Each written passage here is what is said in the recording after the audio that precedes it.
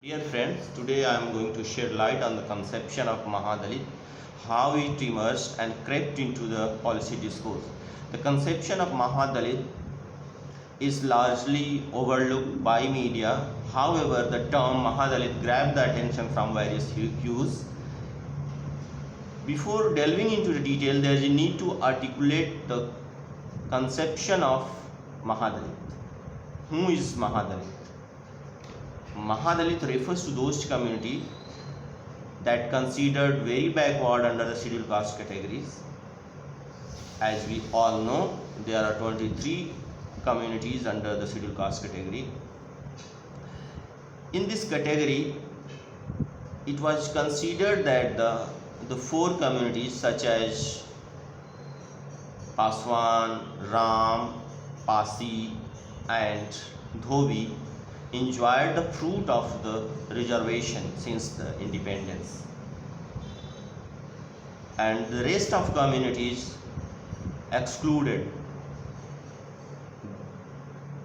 They didn't get representation in formal employment, especially government jobs, and their literacy rate is dismally low.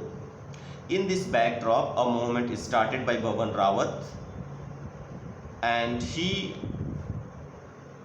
established an organization called Mahadalit Parisang.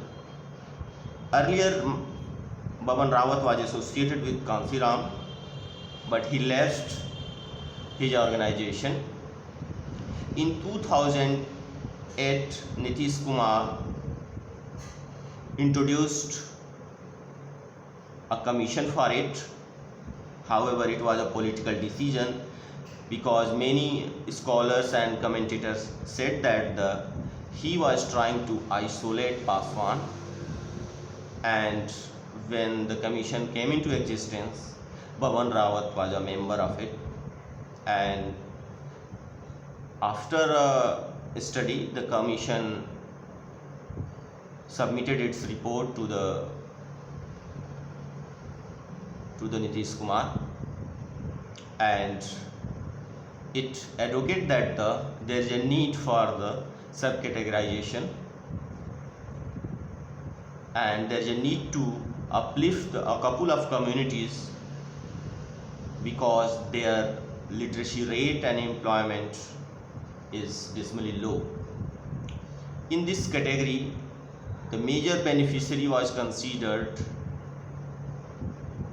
were Mushahar, Bhuiya and Dome.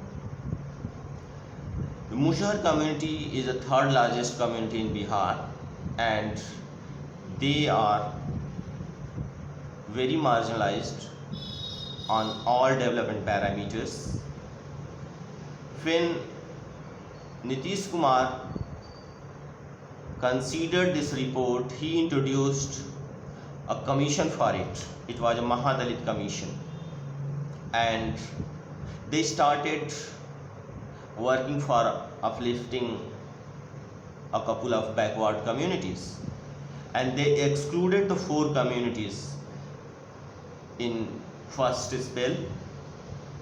With increasing political pressure, they started including all these communities, excluding the Paswan, and unofficially Paswan is also included in the list.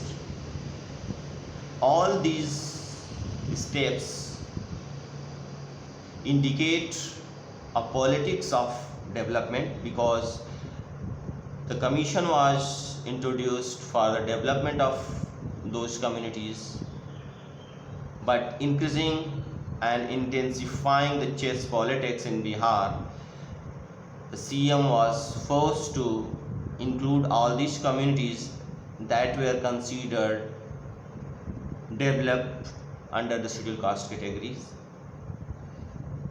Under this development mission, a couple of intervention came into existence, such as appointment of Vikas Mitra. They are still working in various parts of the state. In fact, they are everywhere, and they used to negotiate with the bloc and the intended beneficiaries.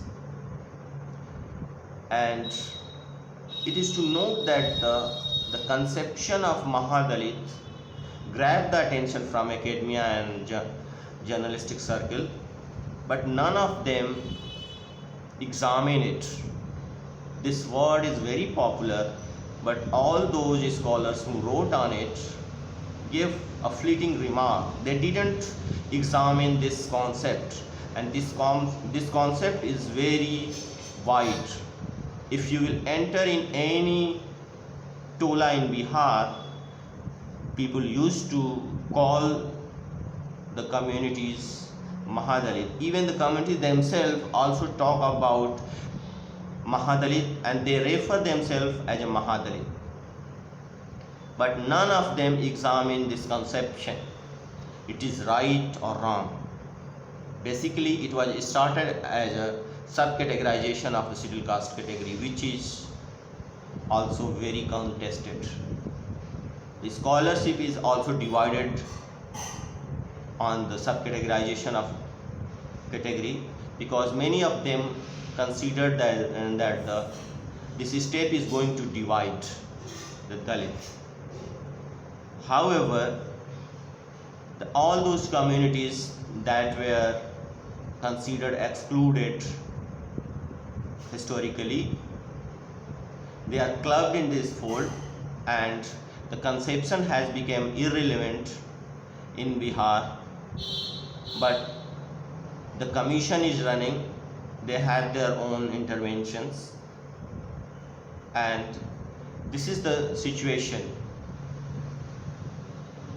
which was started for noble cause, but largely ignored by academia and other scholars. Thank you so much.